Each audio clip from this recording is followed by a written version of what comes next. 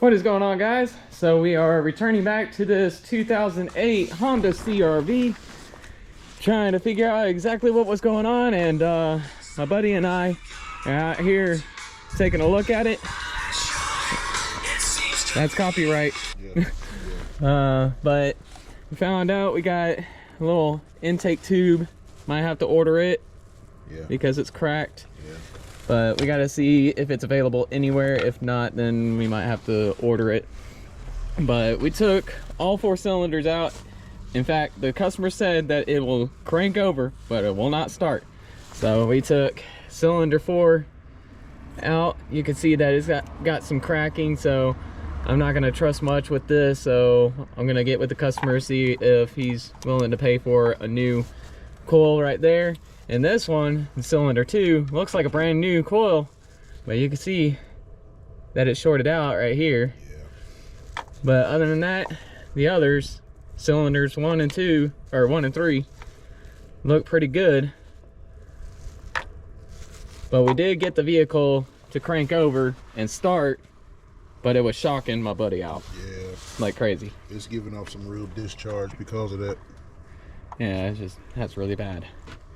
But we found a problem, but another problem is the coolant leak. We gotta locate it somewhere, but that's gonna be fun. Well, we're gonna wait for Snooky to get back and show him what we got. And plus, whoever touched this engine last, we only had 2 out of the 4 bolts for the coil, so we're gonna get 2 new bolts and talk to the customer, see if he's willing to pay for new coils, at least 2 new coils. I'm not going to trust this one, and this one for sure we're not going to trust it. So but we did get it to crank over. We got the battery charger on the battery needs to be replaced, so I'll tell the customer that this needs to be replaced. We'll see if any auto parts store has it in stock, get that, get the new coils if the customer approves of it. Find out where the leak is, get that situated so this customer does not have to fill it up with water over time and overheat this engine. It's not good for engines to run hot because you don't want to blow out that head gasket or warp the head. Yeah. So yeah, I'll get in contact with the customer, see what he says. All right, so we got the vehicle in the shop now. We were able to rig it up enough to where it could be drivable, but the customer, been going back and forth with the customer. I got tired of texting the customer, so I handed it over to Snook, which is my manager for my shop and everything. I hired him as my manager, but I handed it over to him to explain everything.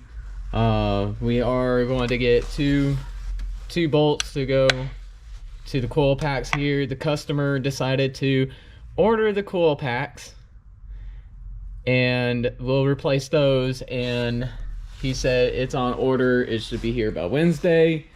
But we rigged it up enough to where we can actually drive it up into the shop. Let me answer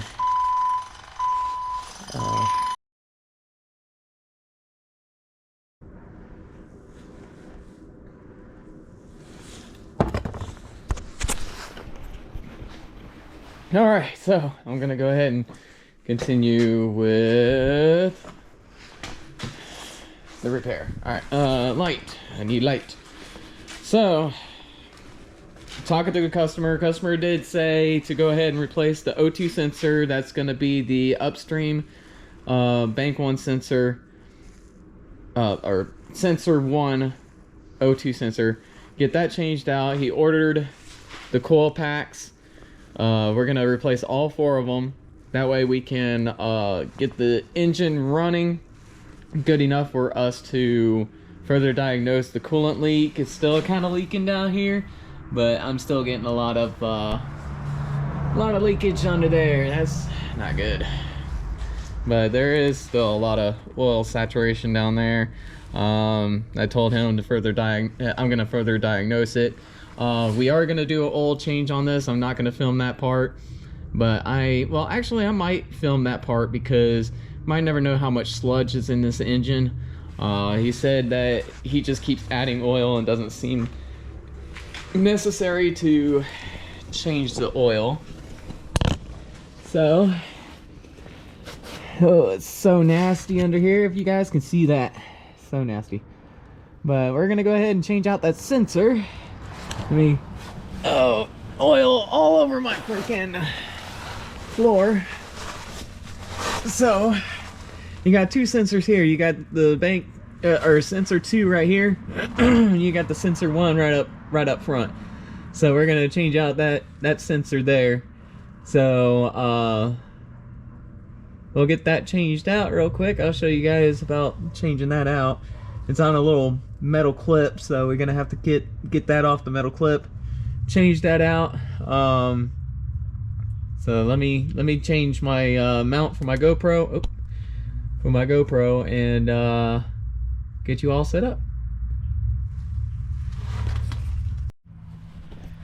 All right, so let's go ahead and go here. All right, you guys can see under there. Cool, you guys can see under there. Let me move you guys more this way. We're gonna put the light there. There you go, that way you guys can see. Alright, so they got this little nifty tool. Not sure if anybody knows about this tool. Most people know about this tool. It's called an O2 sensor removal tool. And also you can use it to install the O2 sensors, but you just basically run it through with the wires and it clips on right there. So let me angle this, angle it that way. Or that way. That way sounds good. And then you just take your ratchet, put it right on the end here, and then you just break the sensor off. Good God. Oh my Lord. Why is this hard?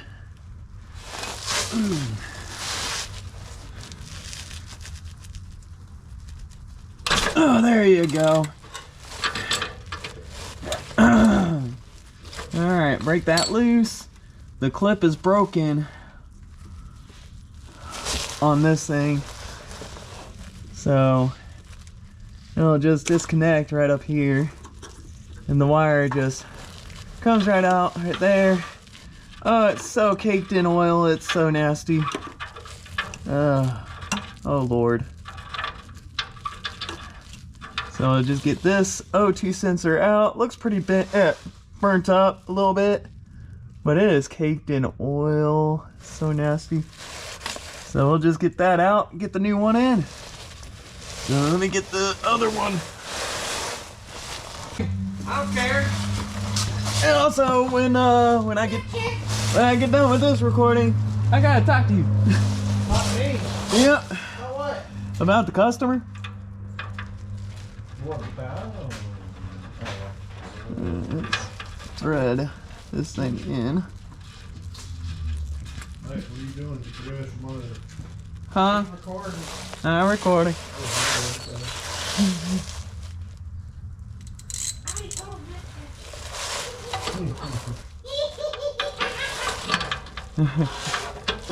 Mike, you got Venmo? A what? You got a Venmo account? Nope. I don't trust Venmo. Why you say that? Because why would you use it if it's only for personal use, and if you try using it for business use, they kick you off? You're not supposed to use Venmo for any kind of business or trades or anything.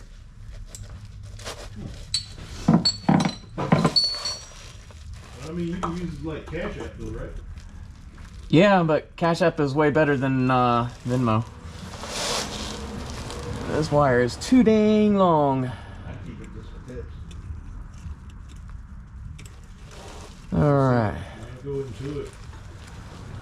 Like it says, look in the Venmo, make your first payment, get started. Alright. Whoever you pick.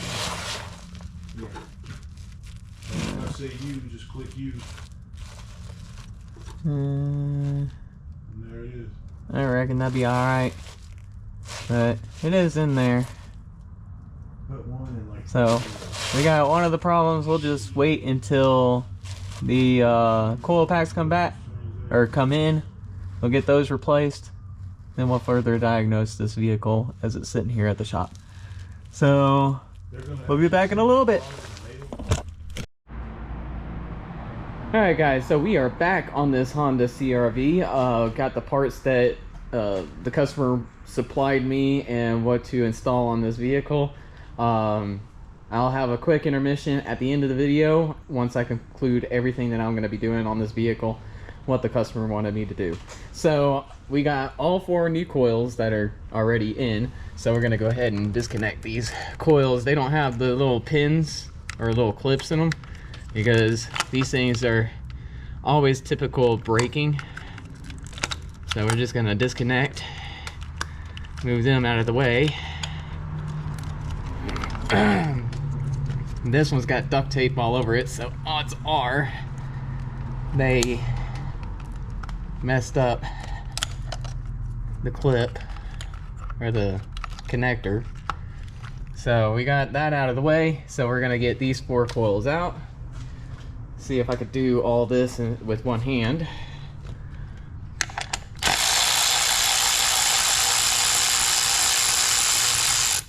We got all 4 bolts in here because it was missing two bolts, 2 fasteners.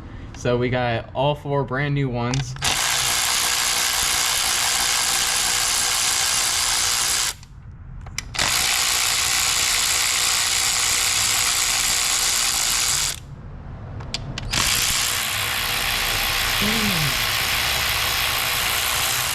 All right, place this to the side. Get all 4 of these bolts out, our fasteners. Place them up here. That way I don't lose them. We're gonna go ahead and go with cylinder 1. And you can see cylinder 1, not that bad. Still looks kind of old, but this is cylinder 1. As I said before about cylinder 2, this one's gonna be a little bit harder because we had to rig it up one way or the other. Let me go ahead and set you guys down somehow. If I can. There you go. Set you guys down. I know you guys can't see. Oh crap, I'm dropping you guys. I know you guys can't see because of this hose in the way. I gotta set you guys up somehow. There you go, I think. That'd be alright. As long as you guys stay. There you go. So this one's gonna be kind of hard. Have to wiggle it back and forth to get it out. But this one looks like a brand new coil, but it has a huge crack on the side. So we kind of rigged it up with a little bit of duct tape so that the spark doesn't hit the block, it doesn't ground out, but the boot seems fine. It's just the side, it just cracked because it wasn't making contact. So we're gonna go ahead, set that to the side there. Go ahead and get all 4 of these cylinders out. This one, boot looks pretty good, but you can see it's very old. Probably just go ahead and change it out anyways. And this one wasn't firing, it was misfiring. Couldn't get the vehicle to start. But you can see right here, it's got a crack on the end right here. That's a no-go right there, although it is an old coil. But it wasn't firing in cylinders 1 and 3 because cylinder 1, it did not have a bolt in it, so this thing kept on popping up. And cylinder 3 had that crack in the whole casing here. So might as well go ahead and change that out as well. Even though we rigged it up, it was still misfiring in this chamber here.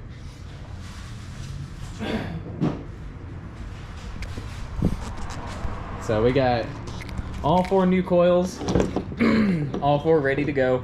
I'm gonna go ahead and put some dielectric grease on the insides and get them installed. So let's go ahead and do it. I'm gonna place you guys right here. Ta-da! Dielectric grease.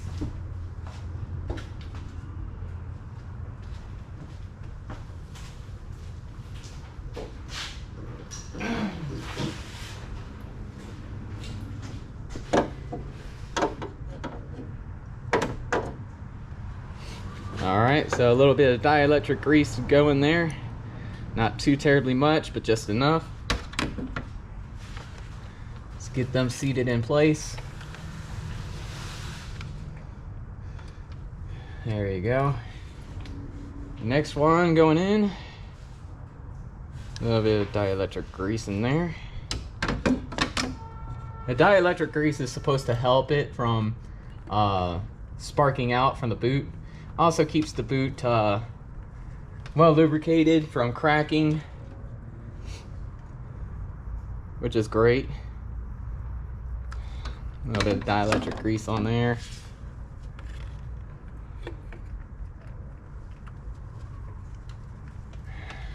I heard that one click. No, it's popping back up. No, stay down. Ah, it's gonna pop back up. All right, a little bit of dielectric grease here. There we go.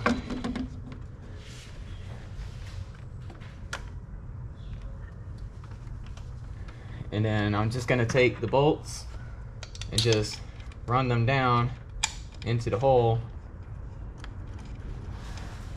I'm just gonna hand start it. This one just doesn't want to stay down.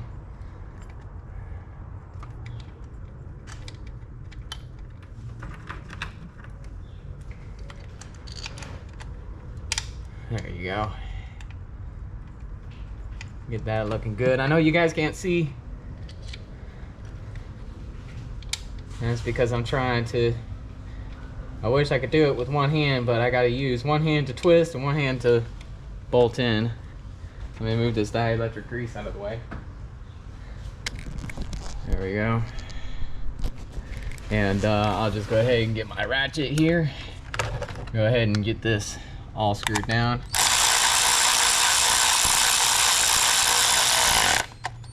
Don't want to tighten it too hard.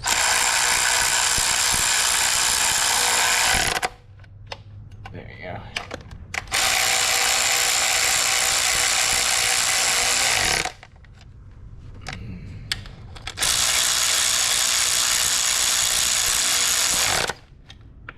There you go. All right, let's put that back. So now we can go ahead and connect the connectors right in place. And we'll see if that misfire goes away. If the misfire is still present, we're gonna address the issue wherever the misfire is. We'll diagnose it. And by the way, the O2 sensor that that the customer told me to replace on this, I don't think it's the O2 sensor issue, because it did have a misfire. Whenever you have a misfire in one cylinder and the system is running too rich, too much fuel is exiting to the exhaust, it will get to that bank 1 sensor 1 upstream O2 sensor is going to read too rich, and therefore it's going to throw out the O2 sensor code, and therefore the engine would actually run a little rough because of that misfire. So now that we got that replaced, we got one more part, and that is the air intake tube right here that we got to install right here. I already did take the ambient air temperature sensor and put it onto this connector. It goes right on the inside. I'm not sure if you guys can see it, but I got that installed. I'm gonna go ahead and install it in here. It is going to be a pain in the butt to get in, but let me see if I could prop you guys somewhere so that you guys can see. Not sure if you guys can see.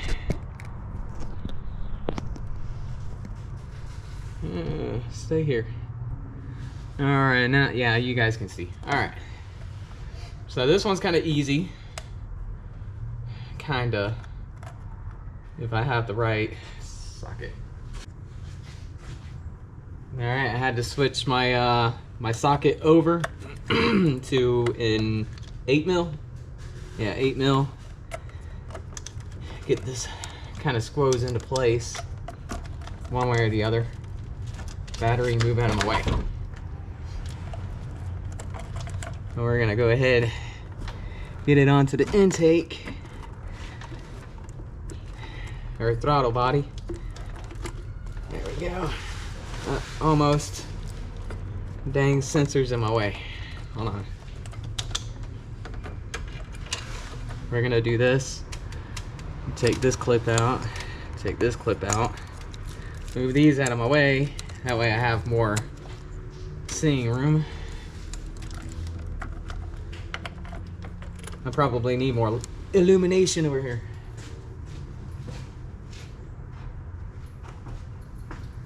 Because everybody likes a little light, right? A little light to shine. This little light of mine, I'm gonna let it shine. Oh man.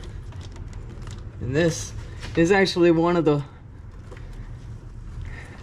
trickiest parts in putting in.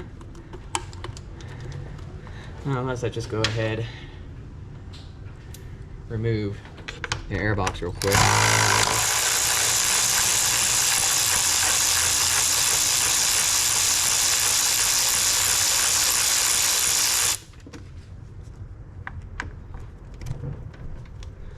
Yeah, I know. So many screws.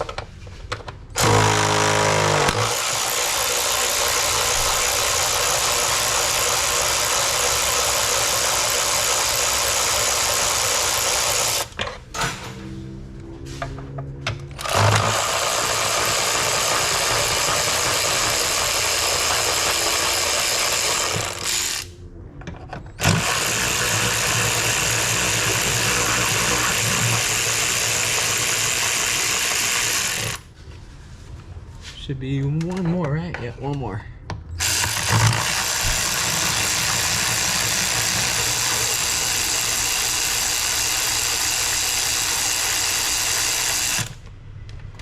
Alright. With that being said, this box should come up and move out of my way. Because this thing... Really?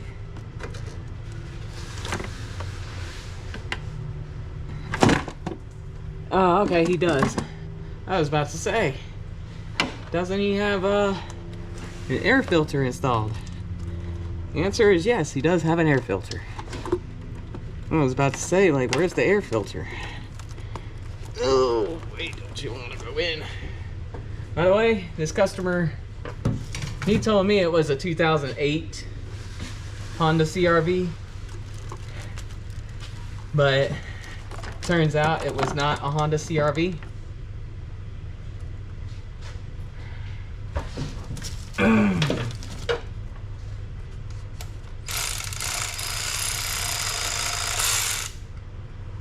There we go. Yeah, it was not a Honda CRV, it was a 2008. It's actually a 2004. So in my first video when I said we got a 2004 dead on arrival Honda CRV, it's actually an 04.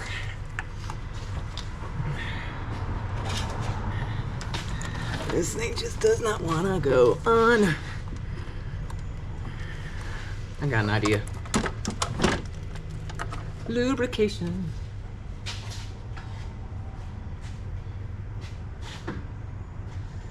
Let's go ahead and put some dielectric grease as lubrication around here.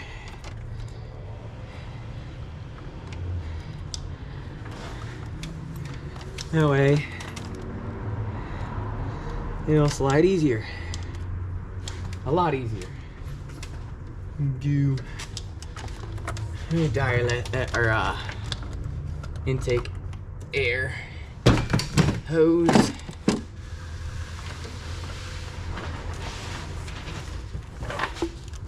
Oh yeah, it slipped right on, right in place. Perfect, perfect, perfect. That's what I wanted. This thing slides right on here.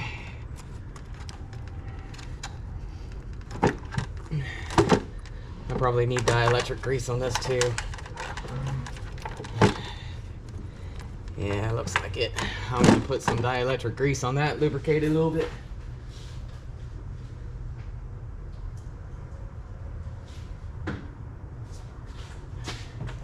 Lubrication. Now, if you guys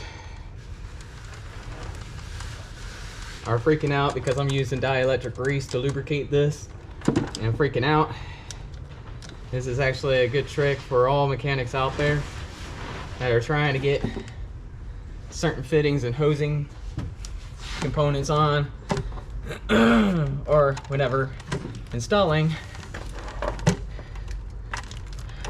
Come on now. You are the right hose. I verified it. Oh, man. But along with the ignition coils, about using dielectric grease on the ignition coils when fitting them in. One is supposed to protect the boot.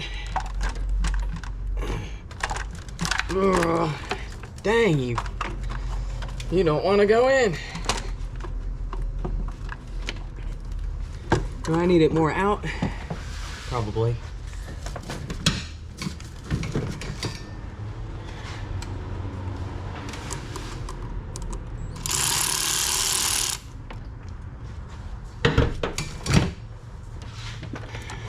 This is giving me a fight.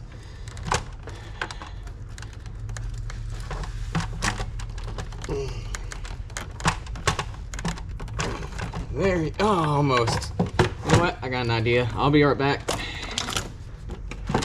That one's fine. Alright, so I got it on all the way. So, maneuver this back on.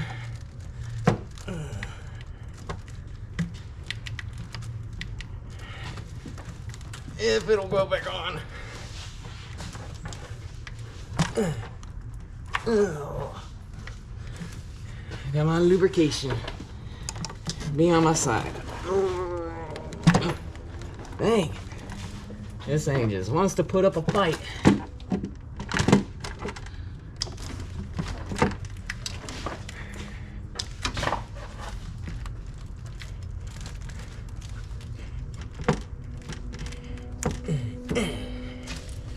This thing does not want to go. Here, I'll move you guys real quick so that you guys can see a little bit better without making you fall over.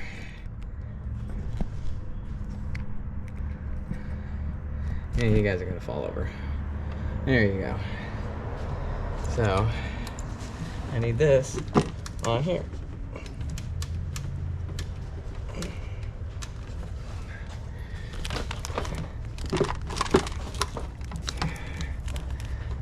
It just does not want to go.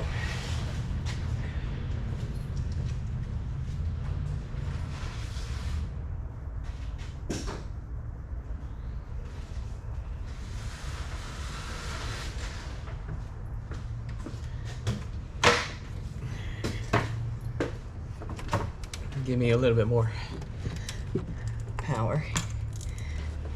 Let me get right on top of the engine then.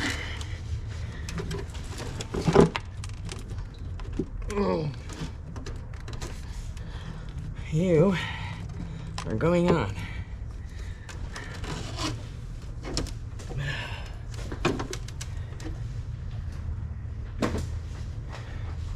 This thing is putting up a fight.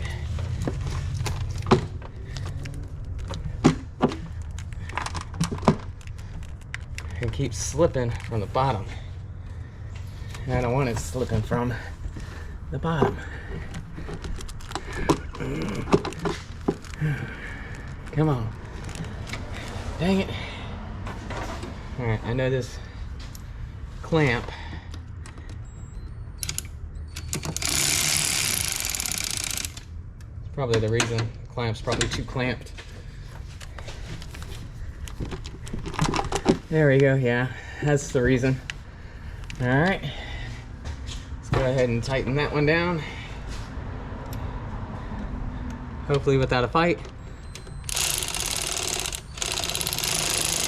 Yep.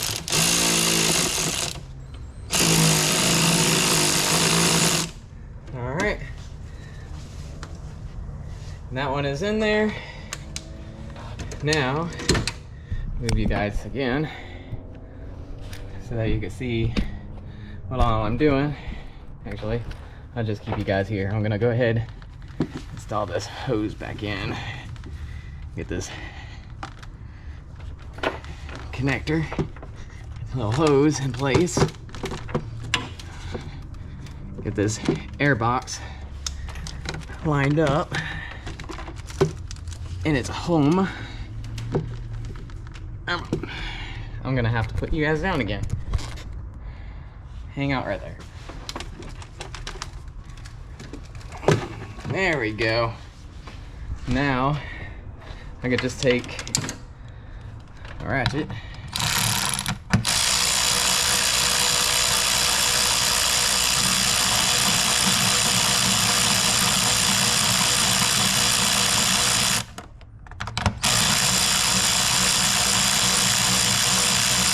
Is it not really going in?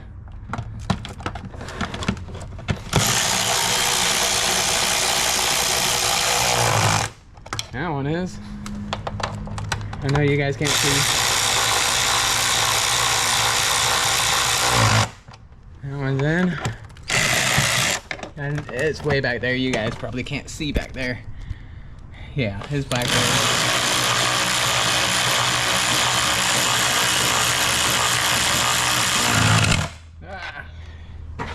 All right.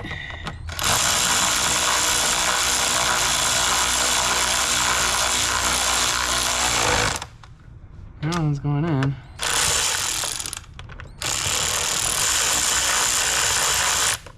Huh, it is going in now.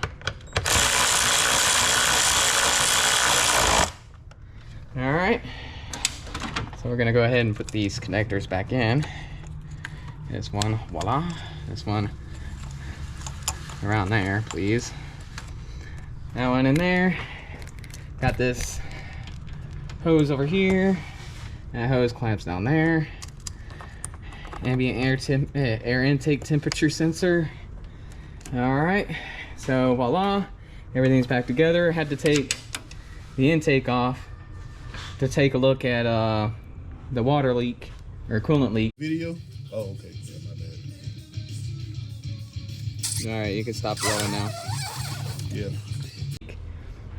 So now that we got that done, I'm gonna go ahead and see how this vehicle starts up. So, got the speed. Oh, I'm dropping everything. Dang jack in the way. But we're gonna go ahead and start her up and see if she's got any kind of misfires after I replaced all the coils, and go on from there, and then we'll go on to our intermission.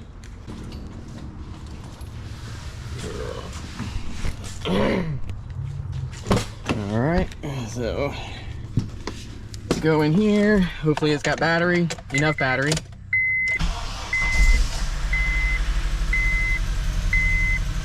All right, she is started.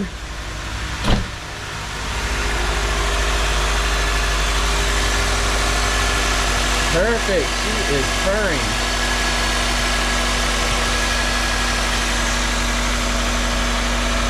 Can you see all that? That is the smell of gasoline. That is the smell of gasoline. There she is purring. No problems whatsoever there. Now I'm gonna go ahead and shut her off. I'm gonna move this vehicle to the side.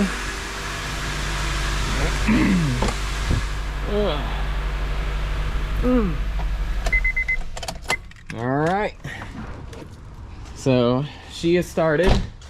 She's got no misfires, so that's good. I'm not gonna clear any codes on this vehicle because I'm gonna go ahead and do this intermission for you guys.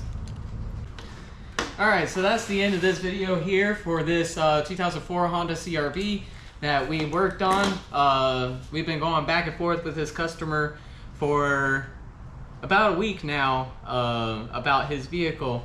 Had it sent over here Saturday, middle of the day, dead on arrival, and right now it is Friday. We just now got all the coils that needed to be replaced. So we got those replaced. The vehicle is not misfiring, although there is, as you saw at the end when we started up the vehicle and it was purring, it's because there's fuel smell coming out of that coolant. What was it? Out of the radiator, and that is a very bad sign. We tried to tell the customer how much it'll cost for us to do a full diagnosis, and then he asked us about doing just the coolant and oil leak situation with his vehicle, and we told him the price of that, and he contemplated about it. He wanted us to do the oil change at first, but now he changed his mind. He wants to do the oil change himself. I told him the risk about his oil leaking because the customer was saying that he wants to know if we can diagnose what the oil leak is.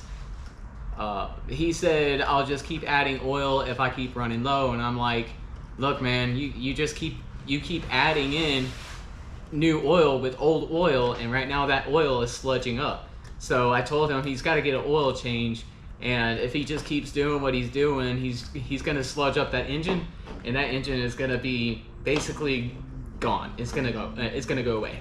So even though his oil is basically looking like it's full, it's not really full. It's sludging up. It's going to look really bad in that engine, and if he keeps doing what he's doing, that means we got to do a whole oil restoration clean out kit.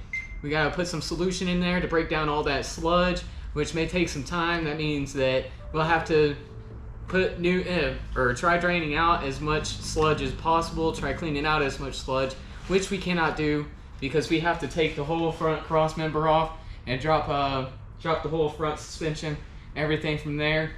That way we could get the oil pan off, get the sludge cleaned up as much as possible, and basically clean as much as we can around it.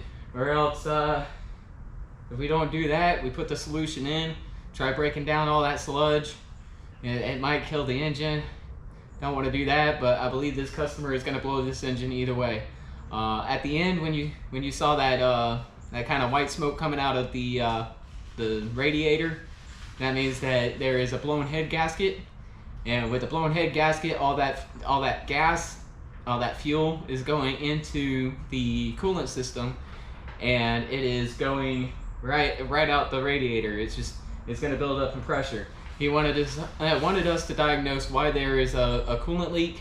We found out where the coolant leak was. It's by the thermostat housing. It meets up with the block to the housing.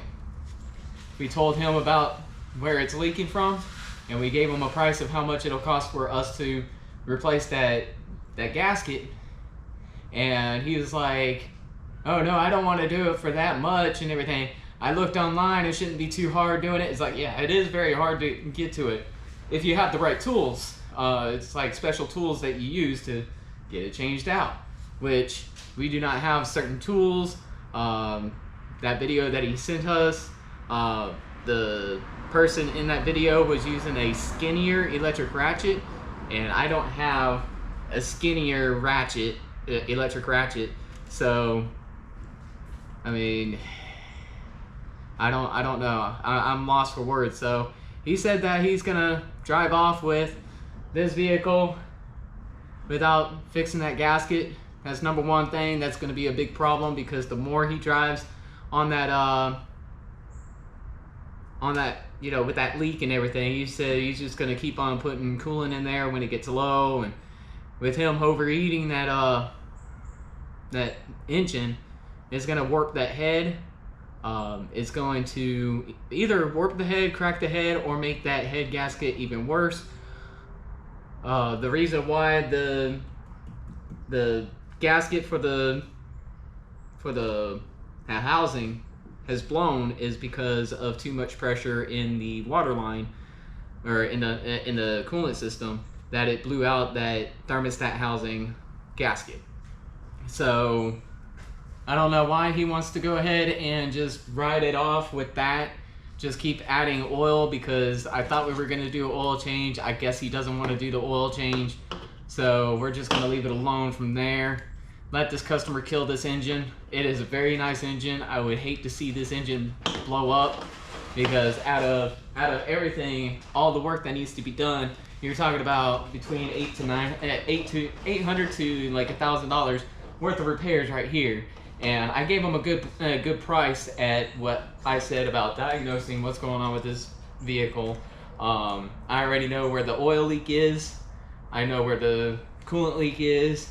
I know what happened to, or how that gasket blew up in the first place. The other things that he wanted me to look at is why he doesn't have any heat and why the AC compressor is not running.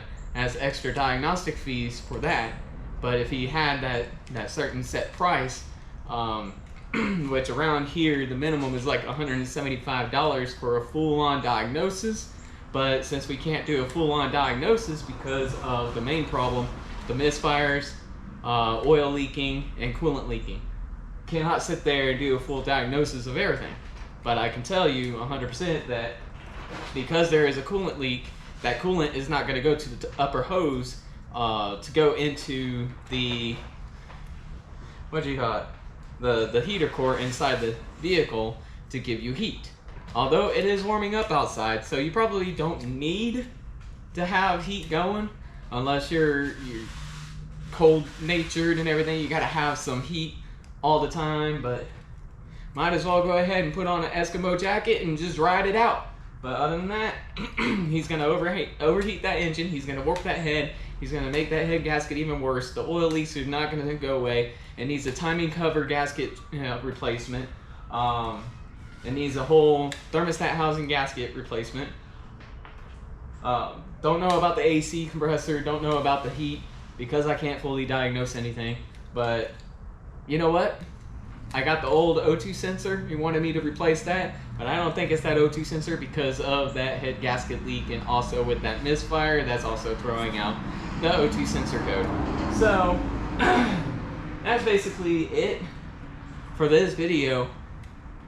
But I guess for sure, if you guys see this video back in the shop, dead on arrival again, try figuring out what's going on with it. I'm gonna tell him exactly what's going on with it, and I'm gonna tell him the truth. But since I'm done with this vehicle, I'm gonna print out a release form for him to sign, to acknowledge what I've done, what I could diagnose, what he's paid for. I cannot diagnose anything else because he doesn't want me to do it. He don't want to pay for the diagnostic fee. So it is what it is right there. He doesn't want to pay for the thermostat housing replacement. But I know why it blew out. So I'm at a loss for words. Somebody help me out. I mean, maybe try convincing this this customer that he's got a vehicle up to be dead.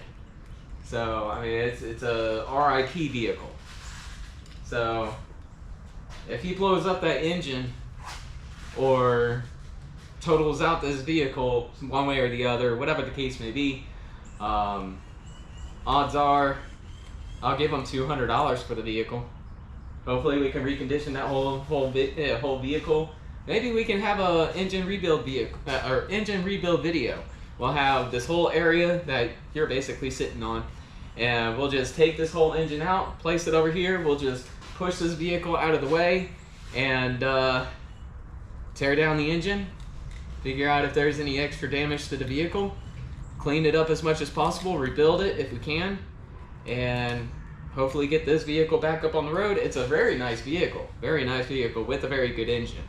So I don't know, but I hope you guys enjoyed this video. Please leave a like, subscribe if you haven't, comment down below of your thoughts, opinions, concerns, suggestions. Don't forget to share the videos, to share the love and support for my channel and my business.